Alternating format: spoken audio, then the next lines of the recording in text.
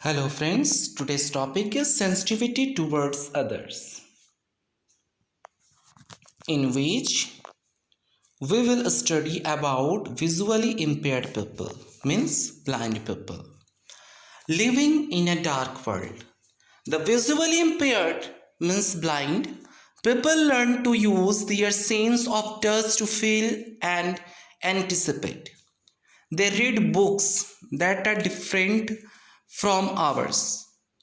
The pages of their books are thick and have rows of red dots. These books are written in Braille. They touch these dots and recognize the written word. Thus, they read by running their fingers on them. Last video में हम लोगों ने study किया कि hearing impaired person किस तरह से educated हो सकते हैं, लेकिन अब हम लोग पढ़ेंगे कि ब्लाइंड पर्सन्स, हमने जेस्चर यूज किया, माइम यूज किया, ठीक है, हमने अपने फिंगर्स से बताया, तो जो देख सकता है वो तो देख लिया, समझ लिया कि कैसे होगा, लेकिन ऐसे लोग जो सुन तो सकते हैं मगर देख नहीं सकते, तो ऐसे लोगों को फिर कैसे एजुकेट किया जा सकता है? तो इसके लिए क्या हुआ कि जो विजुअली इम्पेयर्ड पीपल होते हैं उन लोगों को टच करने की जो सेंस ऑर्गन्स में जो टच वाली बात आती है वो उनका बहुत पावरफुल होता है। वो किसी भी चीज को टच करके बता सकते हैं कि हाँ ये क्या है।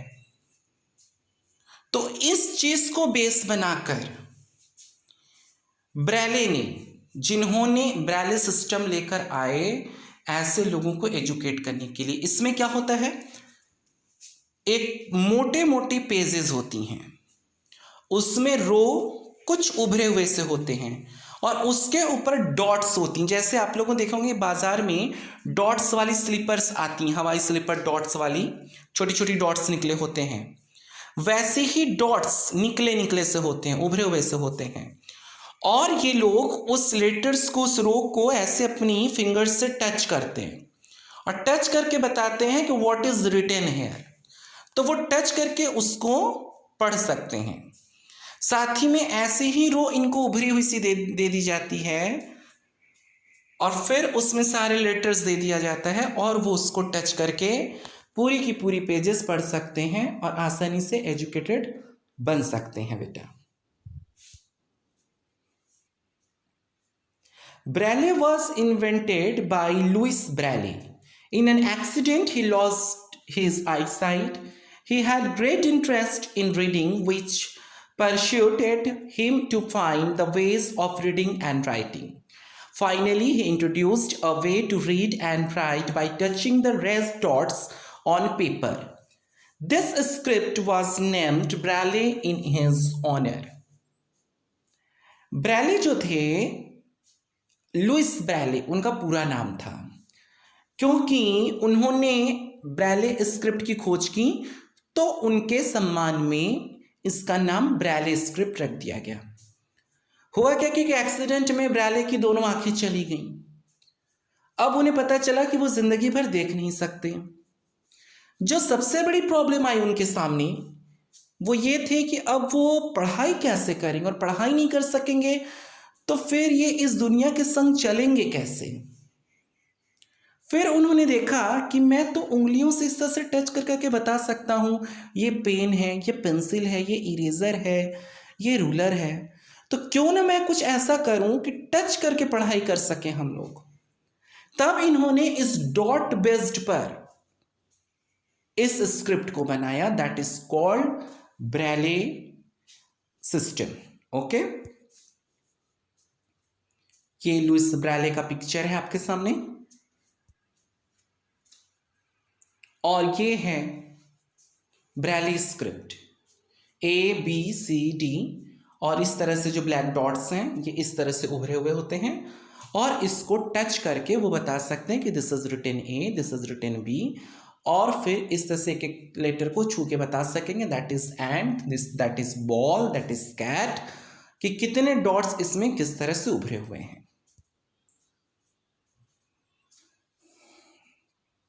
जब पूरी रो में इस तरह से ब्रेल लिखा होता है तो ये अपने फिंगर्स को यूज करते हैं और इस तरह से टच करके उसको बताते हैं कि क्या लिखा हुआ है। कभी वो अपने पूरे फिंगर्स का यूज करते हैं और कभी सिंगल फिंगर का। इस तरह से जो विजुअली इंपेयर्ड पर्सन होते हैं वो अपनी पढ़ाई करते हैं और एजुकेटेड होते हैं। The hearing impaired or the visually impaired children deserve our understanding and not pity. They do not have the ability to hear with their ears or see with their eyes, but they can be guided to move around on their own like other people. They can study and work hard at different occupations, professions. They can prove to be useful members of society if they are given proper facilities, opportunity, and guidance. We must give them respect, never be afraid to ask if they need any help. जो लोग hearing impaired हैं, visually impaired children हैं, वो देख नहीं सकते, वो सुन नहीं सकते, वो बोल नहीं सकते, लेकिन उनका ये जो माइंड होता है वो तो शार्प होता है। उनका माइंड काम तो करता है, वो समझते हैं कि क्या हो रहा है। वो तकलीफ, अपने संग की तकलीफ को भी समझते हैं, वो खुशियों को भी समझते हैं, क्या अच्छा है क्या बुरा है वो भी समझते हैं। और अगर उनका दिमाग काम कर रहा है, उनके में समझदारी है, तो फिर हमें ये कभी नहीं सोचना चाहिए कि नहीं वो पढ़े लिखे नहीं हो सकते या वो सोसाइटी में कोई रिस्पेक्टेड पोजीशन नहीं गेन कर सकते। लेकिन ज़रूरत सिर्फ एक बात की है, हमें रिस्पॉन्सिबिलिटी लेनी चाहिए कि ऐसे लोगों को बिना भेदभाव किए कि अरे वो क्या खेलेगा, वो तो देख ही नहीं सकता, उनकी एबिलिटी के अकॉर्डिंग हम उनको हर काम में शामिल करेंगे, हम उनको बताएंगे, हम उन्हें कभी भी फील होने नहीं देंगे कि नहीं वो देख नहीं सकते, वो सुन नहीं सकते, वो बोल नहीं सकते। हम उन्हें हर वो अपॉर्चुनिटीज़ देंगे जो हम दूसरे लोगों को देते हैं। हो सकता है कि जो नॉर्मल है वो जल्दी से अपना कोई काम कर ले, क्योंकि वो देख सकता है, सुन सकता है, बोल सकता है। वो देख नहीं सकते, बोल नहीं सकते, सुन नहीं सकते, थोड़ा वक्त लेंगे लेकिन करेंगे। तो हम लोगों को क्या है कि हम लोगों को, जैसे हम लोग दूसरे फ्रेंड्स को अपने संग शामिल करते हैं हर काम में, लंच करने में, होमवर्क पूरा करने में, खेलने में, ऐसे ही इस तरह के लोगों को भी हम लोग को हमेशा मौका देना चाहिए और हम लोगों के संग शामिल करना चाहिए। कभी भी अगर उनको मदद की ज़रूरत हो तो उनका मजाक उड़ाए बिना, उनको डिस्टर्ब किए बिना, तंग किए बिना हमेशा उनकी मदद के लिए तैयार रहना चाहिए। अगर हम लोग उन्हें हमेशा अपॉर्चुनिटी दें, उन्हें अपने संग शामिल करें, उन्हें इन साइन लैंग्वेज और ब्रेल स्क्रिप्ट इन सब की मदद से पढ़ाकर एजुकेटेड किया जाए, नो डाउट वो भी समाज के लिए बहुत कुछ कर सकते हैं। How to develop sensitivity towards other, यहाँ कुछ पॉइंट्स दिए हैं जो every students will follow. Okay, respect the elders, बड़े बुजुर्गों का हमेशा सम्मान करिए। Do not make unkind remarks about anyone's physical appearance like children wearing braces, special shoes, spectacles etcetera. कभी भी किसी भी इंसान पे उसकी फिजिकली बनावट लेकर कमेंट मत करिएगा कि हाँ वो देखो वो तो चल ही नहीं पा रहा है, अरे उसके तो पैर छोटे बड़े हैं, अरे उसको तो एक आंख से दिखाई नहीं देता, अरे ये तो हकला कर बोलता है। किसी ने कैसा स्पेक्टिकल्स पहना, किसने कैसा शूज पहना, किसने कैसा टी शर्ट पहना, पैंट पहना, इन चीज़ों पे कभी भी निगेटिव कमेंट नहीं करना है, कभी भी ऐसे लोगों की हंसी नहीं उड़ानी है। Do not make negative remarks about anyone's religion, caste, language etcetera.